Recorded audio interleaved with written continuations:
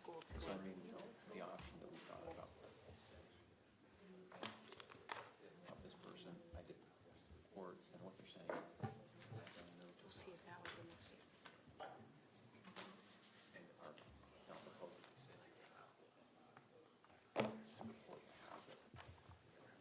Just a database of the people search thing, Right. right? It's not an interview or to get, Right. If you want, I'll identify one of them we've sent you. You can look at it and say, okay, do we care? okay. I'll be What does honest. derogatory mean? I know, I've seen that before. I assume it means nothing implicates the system. Yeah, it's funny. That's what I assume it means. Nothing that would mean that they follow up further. That's it. That's my, I see. I'll identify one that was sent to you.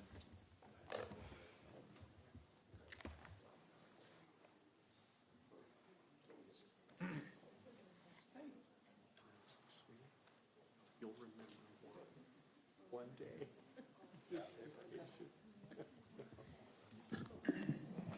What's that? Maybe the strategy.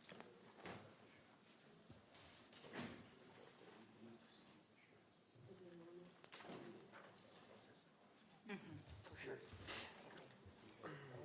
Start talking about this. But I also want to make the assessment that is referred to. We will address that. And then we'll just leave. Okay. 40 times.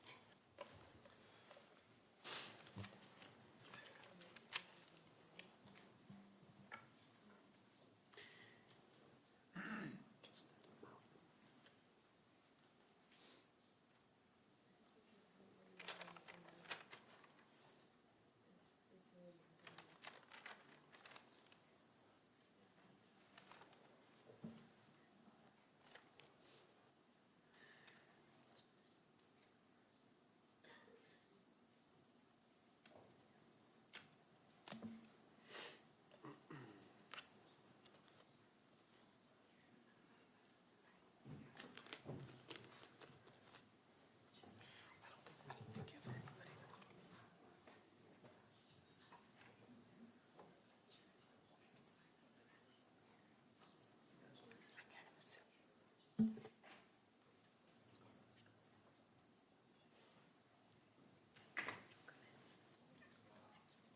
He's here. I saw him. Okay. He's sitting in the back.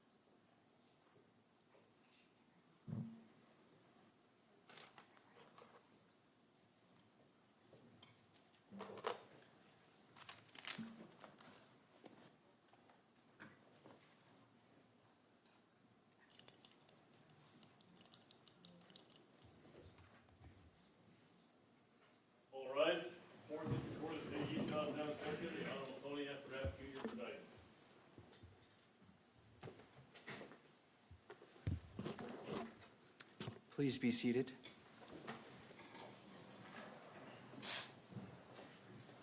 Court is now in session.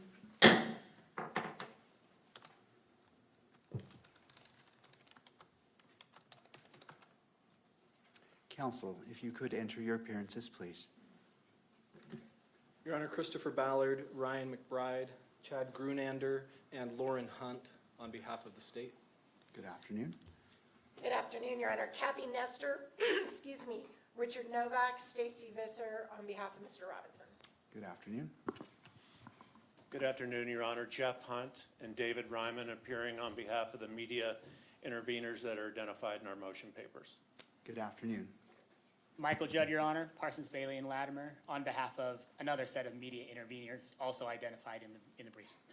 Good afternoon, and I recognize Mr. Robinson in the courtroom as well. Good afternoon. And for the benefit of the record, calling case 251-403-576, State of Utah versus Tyler James Robinson. Counsel, as we're moving forward today, I want to give an overview of what we anticipate doing. And it comes down, we're addressing three issues. The first is the October 14th, 2025 audio recording of the closed hearing and the October 24th, 2025 transcript of that hearing.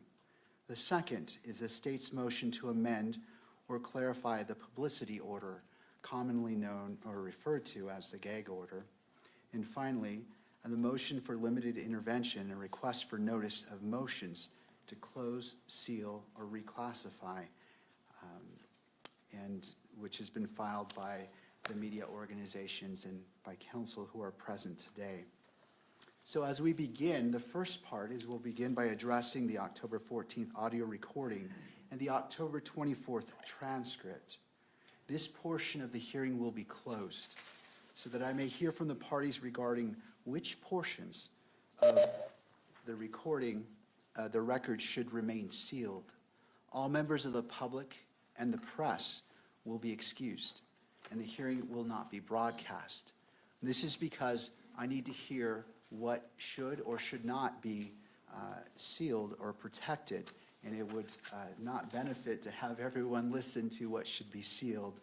And so after I've heard argument, we will invite all parties, or the public and the media, to come back in, and the hearing will resume transmission. We will then take up the motion for limited intervention, followed by the state's motion to amend or clarify the publicity order. These portions, the last two portions, will be open to the public and to the press. After hearing argument on all three matters, I will take a brief recess and then return to issue my ruling today. We will then stand in recess. So at this point, we'll go ahead and excuse the public and the media, and it is the court's order that transmission be terminated temporarily. Your Honor, we have one request with respect to the closed hearing. May I be heard on that? Yes, counsel. Thank you. Richard Novak for Mr. Robinson. Mr. Robinson has some immediate family members who are present, his father, his mother, and his brother, and we would ask the court to permit them to remain in the courtroom during the closed portion of the hearing. To the state. My only concern with that, Your Honor, is that we're going to be talking about court security measures. And I don't know that we'll have to go into a lot of detail about that, but I do have concerns about those issues being discussed in public. All right. Mr. Novak, do you have authority that supports allowing them to remain in a closed hearing? No, I think it's subject to the court's discretion to decide who is and is not an appropriate member of the public. I think they have a unique relationship with Mr. Robinson, and they would certainly abide by any orders the court makes concerning disclosure of what is discussed in closed session. But obviously, it's up to the court. Thank you, Mr. Novak. I'm going to rule that they will be excluded as well. It is just given the nature and the sensitivity of it, I believe it is appropriate to treat all parties and the public equally, though I do recognize their relationship with Mr. Robinson. Thank you for your request. All right, we will go into the closed session. Thank you.